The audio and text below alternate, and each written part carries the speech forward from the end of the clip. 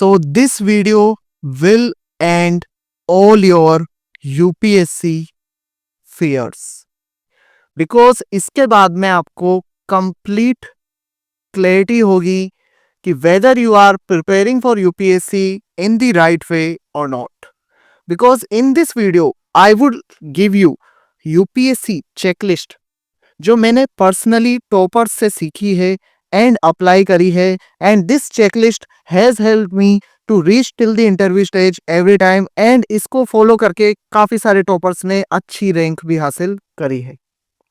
So do watch this video till the end to understand all this checklist so that no one can stop your final selection in UPSC exam. And let's start with this video. Firstly, here is a brief of my UPSC journey. I have appeared in CSE 2020, 2021 and 2022, and every time I have reached till the interview stage.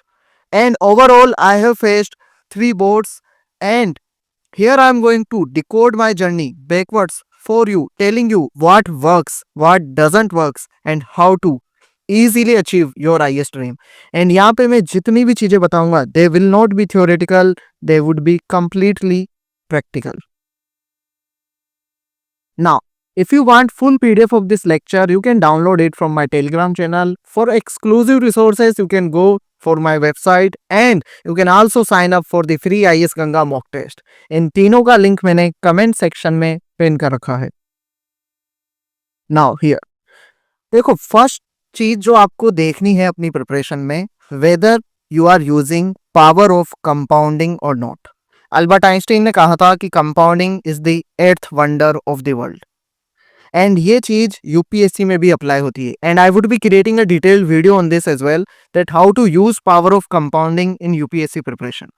But यहाँ पे आपको खुद से ये पूछना है कि are you revising each subject multiple times, and क्या एवरी रिवीजन के साथ आपका जो 50% टाइम वाला रूल है, क्या आपका 50% टाइम कम हो रहा है?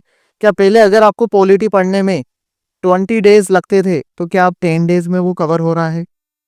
Are your notes getting smaller and sharper with every cycle?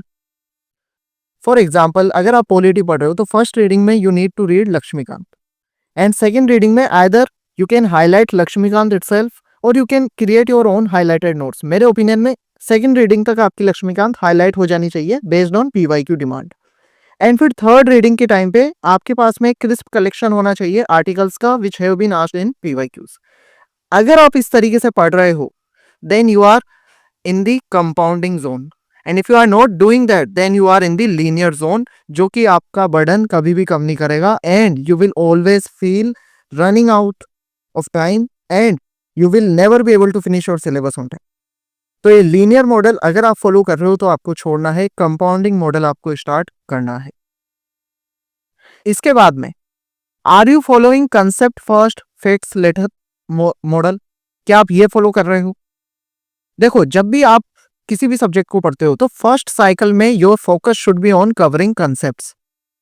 Then in the second cycle you should focus on facts which are easy to recall, easy to attach with those concepts. And जब final month होंगे उस time पे हम PYQ driven facts करेंगे. यानी कि अगर PYQ में फूड प्रोसेसिंग इंडस्ट्री से क्वेश्चन आ रहा है, then we would be learning facts of food processing industry only. हम रैंडम फैक्ट्स नहीं लर्न करेंगे. तो आपको इस तरीके से पढ़ना है, and if you are doing this already, then you are in the right direction. Otherwise you will be facing issues in your preparation. तो आपको पहले मीनिंग को अंडरस्टैंड करना है, देन आर्टिकल नंबर को अंडरस्टैंड करना है if you are reading fundamental right, and then उसके बाद में लैंडमार्क केसेस को डिवाइस करना है. इन तीनों चीजों को एक साथ नहीं करना है. फर्स्ट में मीनिंग अंडरस्टैंड करो, then article, then landmark cases. And if you are mugging up facts without concept, then आप सारी चीजें भूल जाओगे. ना तो आपको कंसेप्ट याद रहेगा, ना आपको फैक्ट याद रहेगा. Third thing, are you practising under exam simulation? Because ये बहुत ज्यादा इंपॉर्टेंट चीज है. अगर आप 10 मार्कर लिख रहे हो, then ask yourself, are you following 7 minute timer? अगर आप प्रीलिम्स का टेस्ट दे रहे हो, देन आस्क योरसेल्फ कि क्या आप उसे फिजिकल फॉर्मेट में दे रहे हो, क्या आप उसमें OMR फिल कर रहे हो.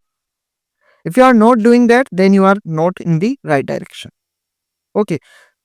सेकेंडली, अगर आप मेंस के फुल मॉक दे रहे हो तो क्या आप इसे 3 घंटे बैठ के लिखते हो या फिर जस्ट मॉडल आंसर पढ़ लेते हो?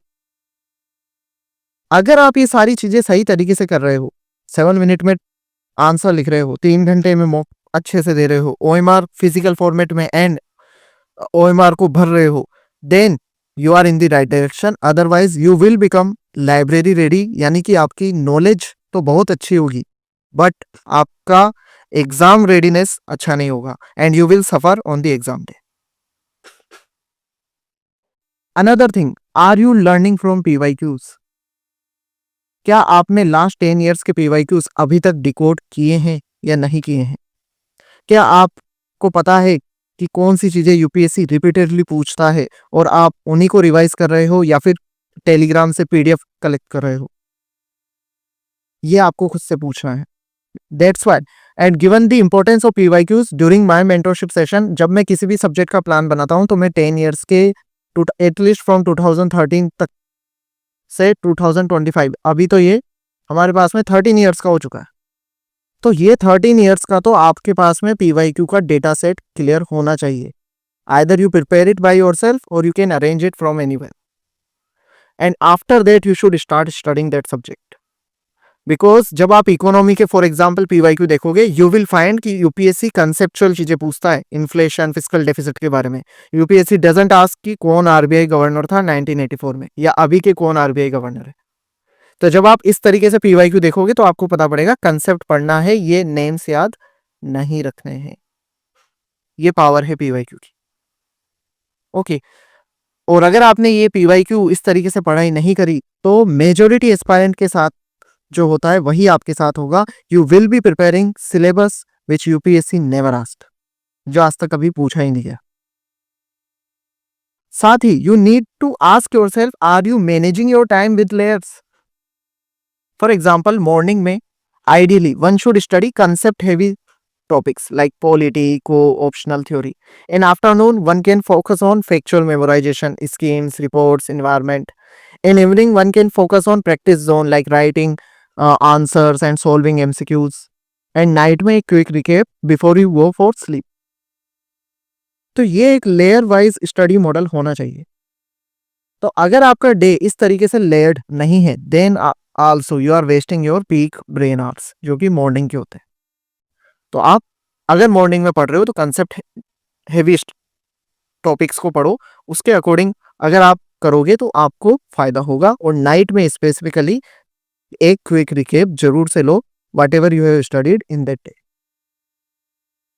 इसके साथ में ही द मोस्ट इंपॉर्टेंट पॉइंट जो है कि क्या आप अपनी लाइफ को बैलेंस कर रहे हो एग्जाम के साथ? क्या आप अपनी फिजिकल हेल्थ को मेंटेन कर रहे हो? आर यू जर्नलिंग और meditating? Are you clearing your mental clutter? क्योंकि यूपीएससी के दौरान आपका कोग्निटिव ओवरलोड बहुत ज्यादा हो जाएगा। कोग्निटिव ओवरलोड बहुत ज्यादा हो जाएगा जिसके कारण आपके माइंड पे बहुत ज्यादा स्ट्रेस रहेगा। There is a lot of information to remember and your mind will not perform at its peak. तो आपको मेंटल क्लटर करना है। क्या आपके पास में एक रियलिस्टिक बैकअप प्लान है to reduce your exam anxiety? अगर इन सारी चीजों के जवाब यस हैं, then you are in the right direction. और अगर नहीं है, then your brain will burn out before it sits for the exam. आपने नोट करा होगा, काफी सारे स्टूडेंट बहुत अच्छे होते हैं पढ़ाई में, मॉक्स में बहुत अच्छे नंबर ला रहे होते हैं, बट जब वो एग्जाम के लिए बैठते हैं तब तक उनका माइंड इतना ज्यादा स्ट्रेस्ड आउट, बर्न आउट हो चुका होता है कि वो एग्जाम में परफॉर्म नहीं कर पाते and that's why they fail during their final exam. तो आपको ये चीज इंश्योर करनी है कि क्या आप अपनी लाइफ को एग्जाम के साथ बैलेंस कर रहे हो। And to sum it up, right way आखिर है क्या? राइट वे वो है जो कंपाउंडिंग हो, जो क्लैरिटी दे, जो कंसिस्टेंसी के साथ में ड्रिवन हो। यानी कि कंसेप्ट आप पहले पढ़ो, फैक्ट्स आप बाद में, उसके बाद में पीवाईक्यू फिल्टर हर जगह लगाओ, वही चीजें पढ़ो, वही कंसेप्ट, वही फैक्ट पढ़ो जो पीवाईक्यू में पूछे गए हैं। And with every revision, your time should reduce, your notes should become clearer and sharper. And साथ ही जब आप टेस्ट दे रहे हो तो टाइम्ड प्रैक्टिस हो, सिमुलेटेड प्रैक्टिस हो, and overall it should be balanced bye a balanced lifestyle, जहाँ पे आपकी physical health, mental health, financial health, everything is taken care of. अगर आपने ये फॉर्मूला फॉलो कर लिया, then you will get success in UPSC exam. It is not just about studying, it is about studying in the right way. Overall, what is the final mantra? You don't crack UPSC by studying harder. You crack it by preparing in the right direction, in the right way, every single day. Start implementing these strategies today and आपका जो future self होगा वो आपको thank you करेगा by learning these things. ये छोटी छोटी tips हैं. If you will follow them, you will better off and your UPSC preparation would become quite easy. If you still have any doubt, you can connect with me on Telegram. You can also download free resources from my website and you can check out other resources, videos, quiz which I have given on my YouTube channel. And all the best for your UPSC journey. If you still have any doubts, you can ask them in the comment section. I am here to help you out.